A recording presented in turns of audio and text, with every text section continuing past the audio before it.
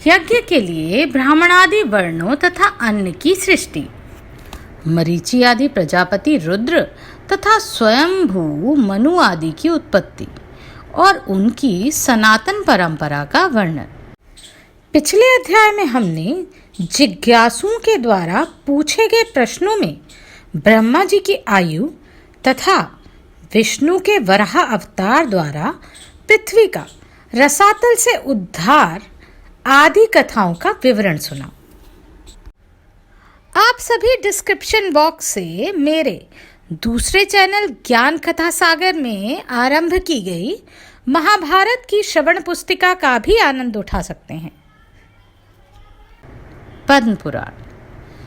भीष्म जी के कहने पर ब्राह्मण आपने अवार्क सूत्र नामक सर्ग का, जो मानव सर्ग के नाम से भी प्रसिद्ध है, संक्षेप से वर्णन किया। अब उसी को विस्तार के साथ कहिए। ब्रह्मा जी ने मनुष्यों की सृष्टि किस प्रकार की? महामुने, प्रजापति ने चारों वर्णों तथा उनके गुणों को कैसे उत्पन्न किया और ब्राह्मण आदि वर्णों के कौन कौन से कर्म माने गए हैं, इन सब बातों का वर्णन कीजिए। पुलस्त्य जी बोले, कुरुश्रेष्ठ, सृष्टि की इच्छा रखने वाले ब्रह्मा जी ने ब्राह्मण, क्षत्रिय, वैश्य और शूद्र इन चार वर्णों को उत्पन्न किया।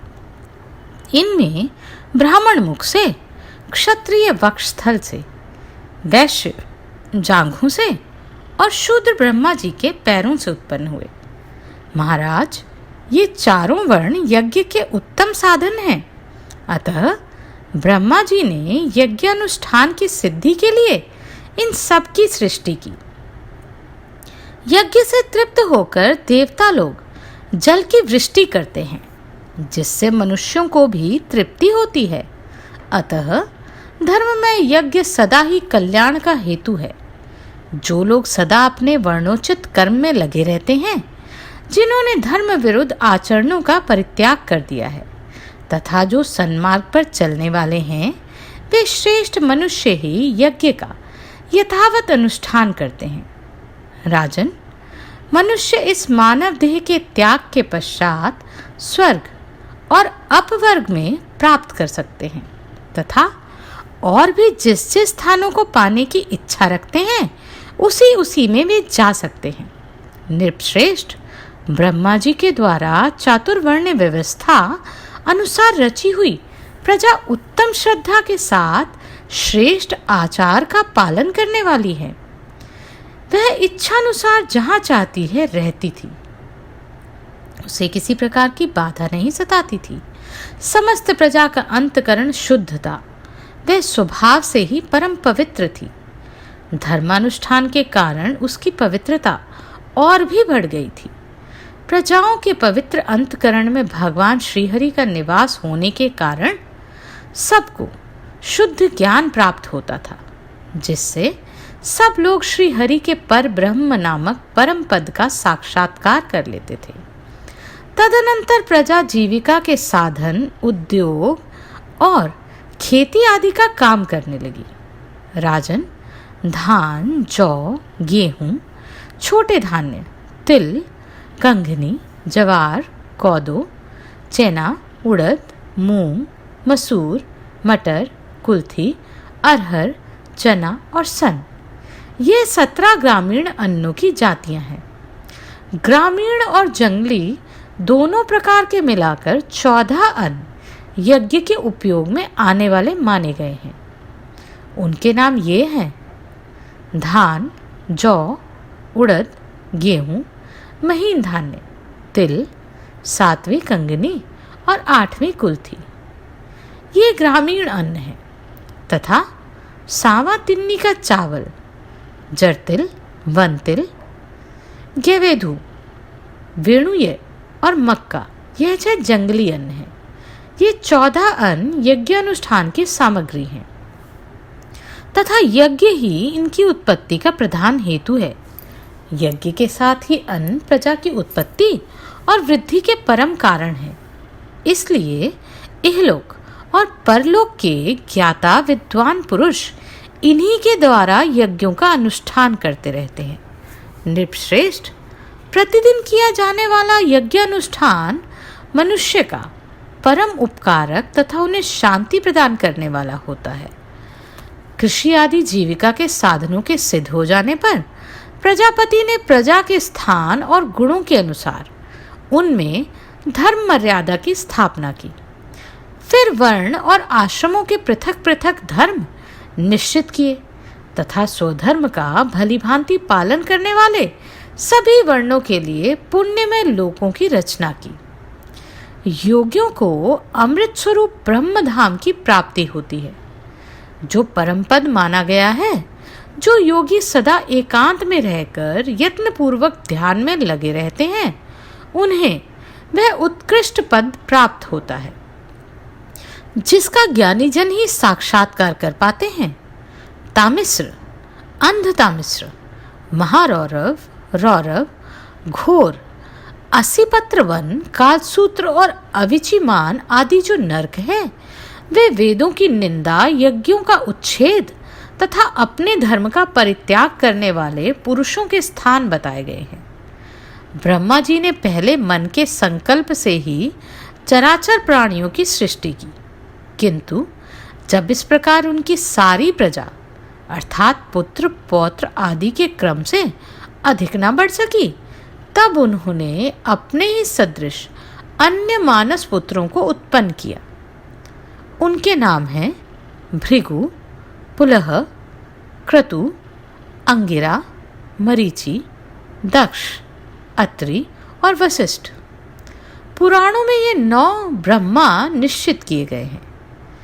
इन भृगु आदि के भी पहले जिन सनंदन आदि पुत्रों को ब्रह्मा जी ने जन्म दिया था, उनके मन में पुत्र उत्पन्न करने की इच्छा नहीं हुई, इसलिए वे सृष्टि रचना के कार्य में नहीं फंसे। उन सबको स्वभावतः विज्ञान की प्राप्ति हो गई थी। वे मात्सर्य आदि के दोषों से रहित और वितराग थे।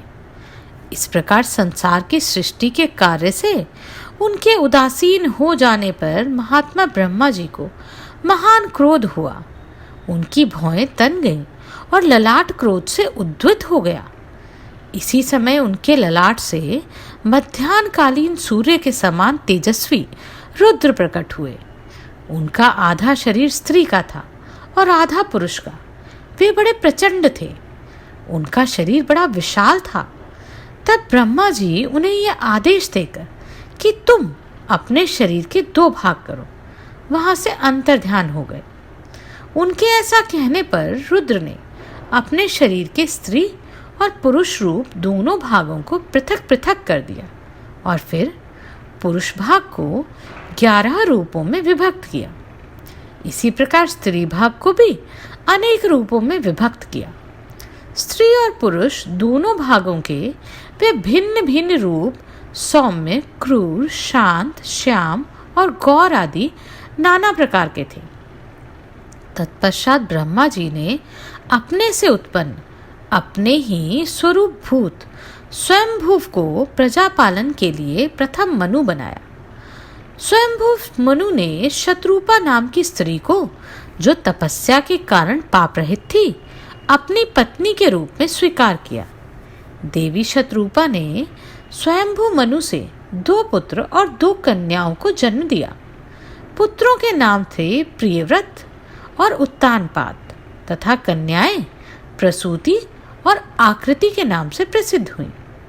मनु ने प्रसूति का विवाह दक्ष के साथ और आकृति का रुचि प्रजापति के साथ कर दिया। दक्ष ने प्रसूति के गर्भ से 24 कन्याएं उत्पन्न की। इनके नाम थे श्रद्धा, लक्ष्मी, घृति, पुष्टि, तुष्टि, मेधा, क्रिया, बुद्धि, लज्जा, वपु, शांति, सिद्धि और 13वीं कीर्ति। इन दक्ष कन्याओं को भगवान धर्म ने अपनी पत्नियों के रूप में ग्रहण किया। इनसे छोटी 11 कन्याएं और थीं, जो ख्याति, सती, संभूति, स्मृति, प्रीति, क्षमा, सन्निति, अनुसूया, ऊर्जा, स्वाहा और स्वधा नाम से प्रसिद्ध हुई थी। नृपश्रेष्ठ, इन ख्याति आदि कन्याओं को क्रमशः भृगु, शिव, मरीचि, अंगिरा और मैंने अर्थात पुलस्त्य ने तथा पुलह, क्रतु, अत्रि, वशिष्ठ, अग्नि और पितरों ने ग्रहण किया। श्रद्धा ने काम को, लक्ष्मी ने दर्प को, धृति ने नियम को, तुष्टि ने संतोष को, पुष्टि ने लोभ को जन्म दिया। मेधा ने श्रुत को, क्रिया ने दंड, नय और विनय को, बुद्धि ने बोध को, लज्जा ने विनय को, वपु ने अपने पुत्र व्यवसाय को, शांति ने क्षेम को, सिद्धि ने सुख को और कीर्ति ने यश को उत्पन्न किया। ये ही धर्म के पुत्र हैं। काम से उसकी पत्नी नंदी ने हर्ष नामक पुत्र को उत्पन्न किया। यह धर्म का पौत्र है। भृगु की पत्नी ख्याति ने लक्ष्मी को जन्म दिया, जो देवादिदेव भगवान नारायण की पत्नी है। भगवान रुद्र ने दक्षसुता सती को पत्नी रूप में ग्रहण किया, जिन्होंने अपने पिता पर खींचकर शरीर त्याग दिया। अधर्म की स्त्री का नाम हिंसा है। उससे अनृत नामक पुत्र और निकृति नाम वाली कन्या की उत्पत्ति हुई। फिर उन दोनों ने भय और मरक नामक पुत्र और माया तथा वेदना नाम की कन्याओं को उत्पन्न किया। माया भय की और वेदना नरक की पत्नी हुई। उनसे माया ने समस्त प्राणियों का संहार करने वाले मृत्यु नामक पुत्र को जन्म दिया और वेदना से नरक के अंश से दुख की उत्पत्ति हुई। फिर मृत्यु से व्याधि, जरा, शोक, तृष्णा और क्रोध का जन्म हुआ।